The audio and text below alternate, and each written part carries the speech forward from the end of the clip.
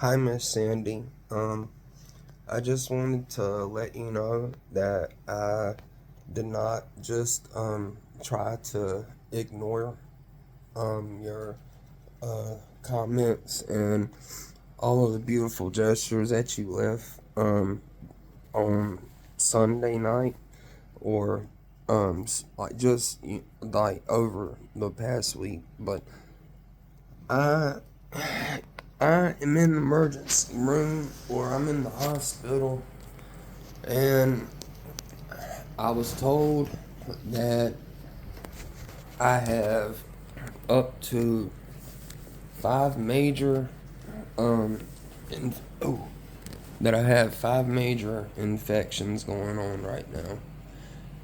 The main two is they want to do a study on my heart because they say that like they could just I don't know exactly what the outcome was, but they said that they could clearly see that something was wrong.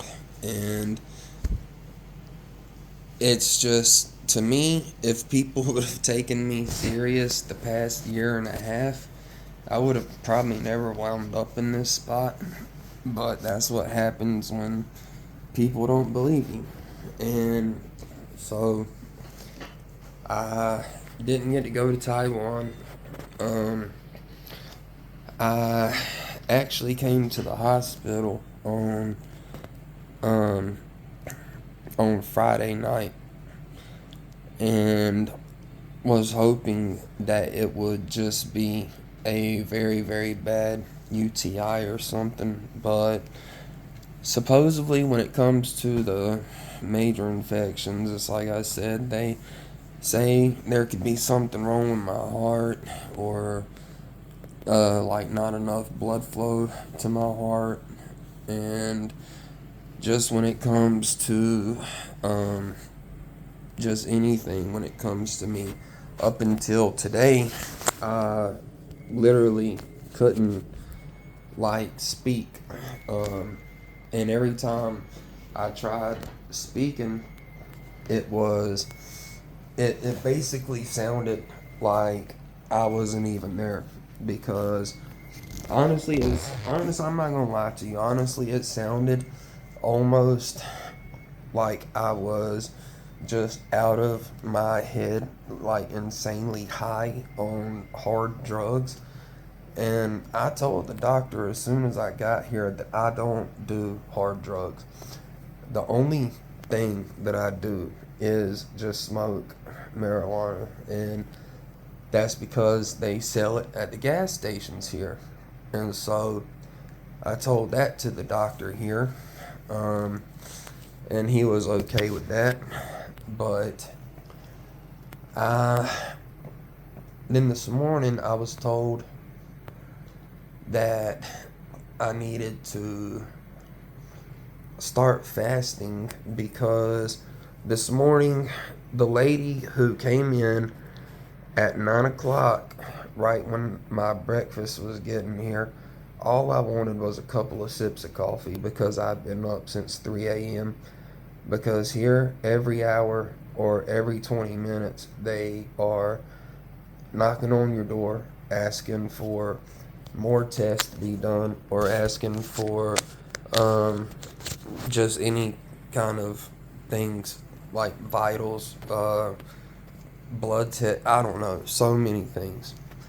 I've gotten probably 20 plus emails from this doctor's office, and I mean, it's just funny to me how far I literally had to go just to get people to believe me.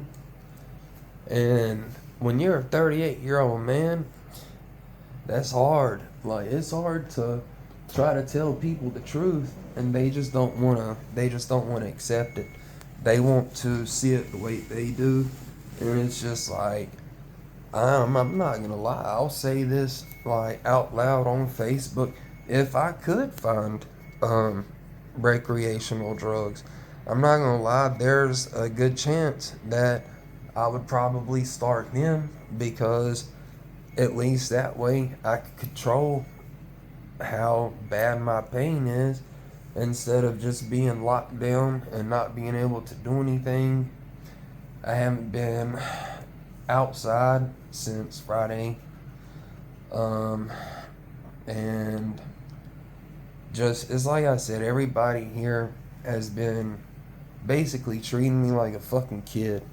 They will literally ask me something, and what gets to me is they will ask me every time, every 6, 7, 10 minutes, they will come in and say, "Oh, well, do you know where you're at?"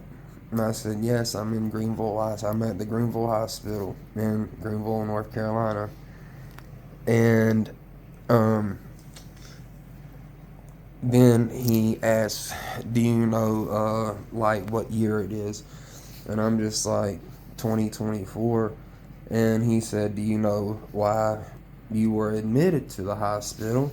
And again, I'm just like, "Yes, you told me that I had up to like 5, possibly more, very, very dangerous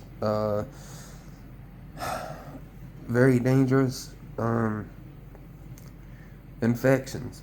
So after getting everything situated and having to lose some money on the plane tickets, I'm actually going to call back to Expedia because I don't think this lady was an actual true representative.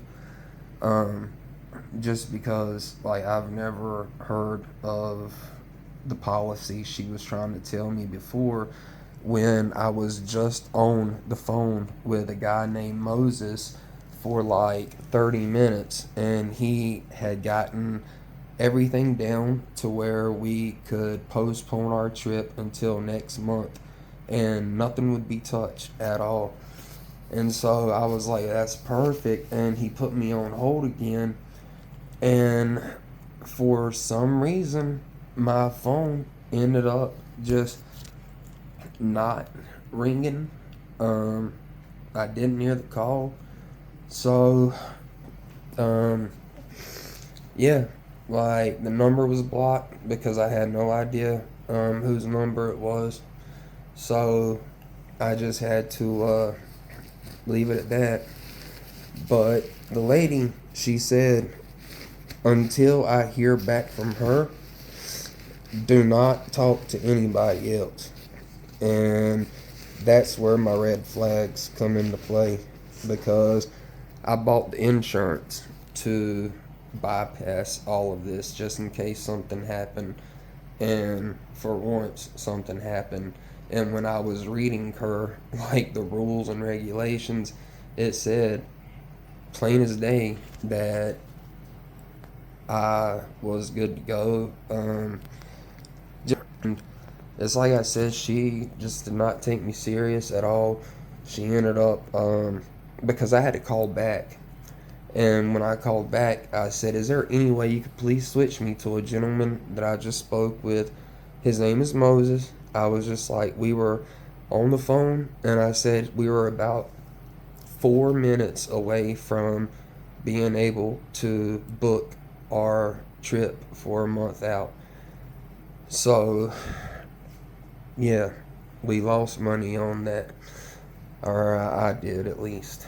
My dad, he, instead of him going like uh like I wish he would have, because I know that this is my fault, um not being able to go there because of my problems.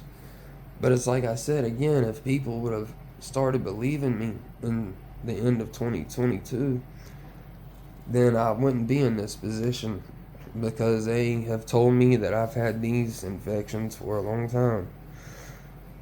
So, with all that being said, I just wanted to kind of let you know what was going on with me.